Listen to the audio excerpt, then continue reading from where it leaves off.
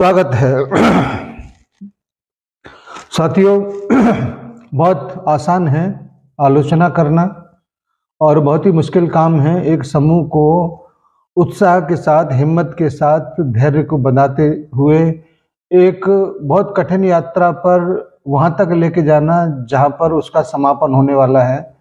सहारनीय परिवार की तमाम कोशिशें शुरुआत से बहुत ही शानदार रहा है, लेकिन अपेक्षित परिणाम नहीं मिला। ये मुकद्दर की बात हो सकता है या ऊपर वाले का कुछ और अच्छा लिखा हुआ हो, ये बात हो सकता है।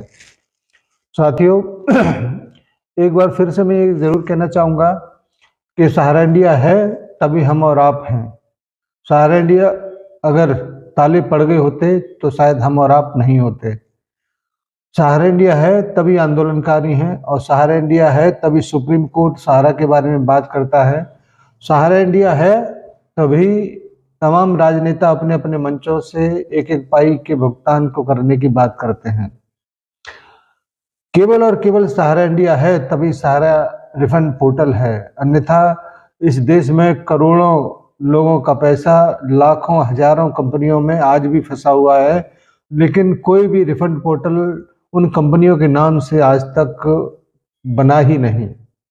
सहारा इंडिया है तभी सहारा रिफंड पोर्टल पर जो भी हो भुगतान की प्रक्रिया आज भी चालू है। भले ही वहाँ पर डिफिशियंसियों का अंबार लगा हो, भले ही छुटमुट पेमेंट वहाँ से जारी किए हों, लेकिन सहारा इंडिया है तभी सहारा रिफंड पोर्टल है और सहारा सेबी का जॉइंट अकाउंट है। ये सब कुछ संभव है सहारा की दूरदर्शी सोच के वजह से, और यकीनन आने वाले समय में आपको जो भी शिकायत शिकवा आप लोगों के पास है वो यकीनन दूर होंगे, क्योंकि सहारा इंडिया आज है, कल भी होगा और कल भी रहेगा। और ये बात मैं इस वजह से और कहता हूँ कि पूर्ण विश्वास, आस्था सहारा इंडिया परिवार के मैनेजमेंट पर है, और उस मैनेजमेंट पर है जो पिछले 48 वर्षों से संस्था को एक छोटे से पौधे से बट वृक्ष बना दिया, और आज वो बट वृक्ष तमाम आंधी तूफानों को सहते हुए पूरी मजबूती के साथ खड़ा है। सहारा इंडिया है तभी आप सोशल मीडिया पर उसके विरोध में कुछ लिखने के लायक हो।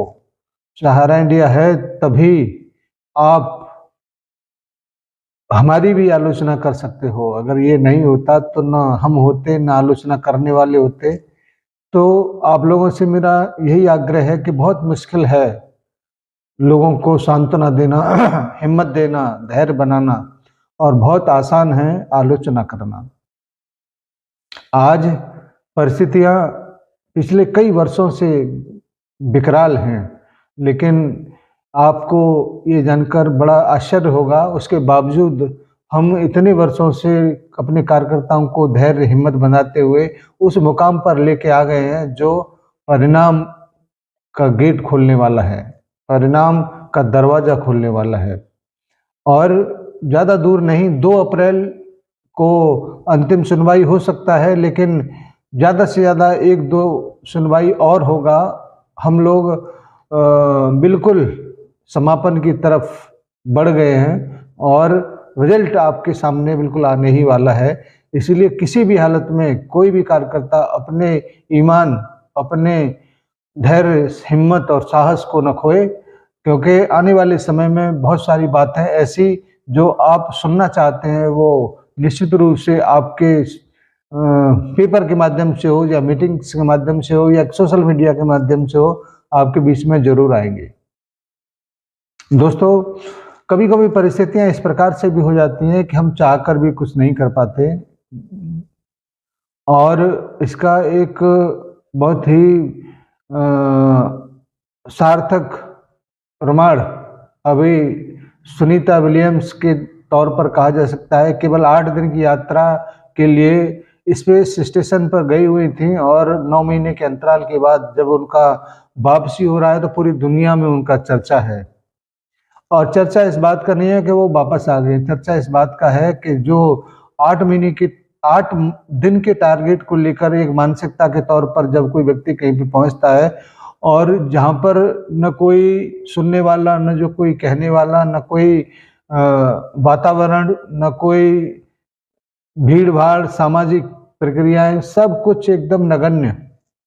उसके बावजूद अपने आप को हिम्मत के साथ, हिम्मत के तौर पर ज़िंदा बनाए रखना, हिम्मत के तौर पर अपने उन सभी लोगों के ऊपर विश्वास बनाए रखना जिन्होंने वहाँ पर उनको भेजा और किसी कारणवश वापसी का अभियान फेल होने की वजह से इतने सालों तक, इतने दिनों तक, इतने महीनों तक उस विश्वास को बनाए रखना, ये बहुत बड़ी बात है।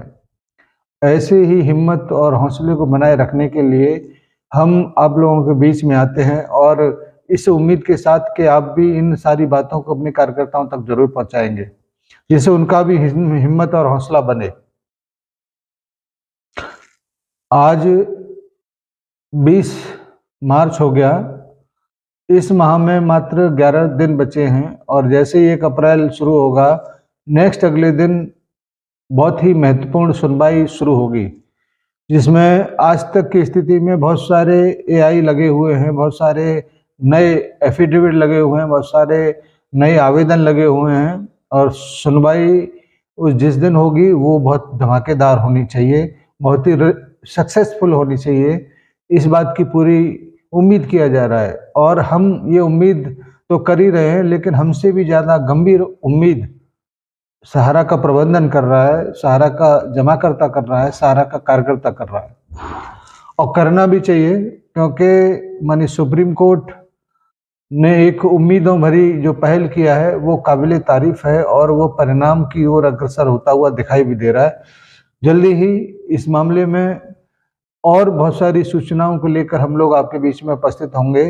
मेरा आपसे आग्रह है कि ऐसे छोटे थोड़े टाइम के लिए जो हम लोग आते हैं वो माइलस्टोन के तौर पर आप लोग देखते हैं कि अब मंजिल कितनी दूर और खड़ा है। यही यथार्थ का वास्तविक प्रयास है। हम किसी भी आलोचना में विश्वास नहीं करते, आशा और विश्वास में विश्वास करते हैं।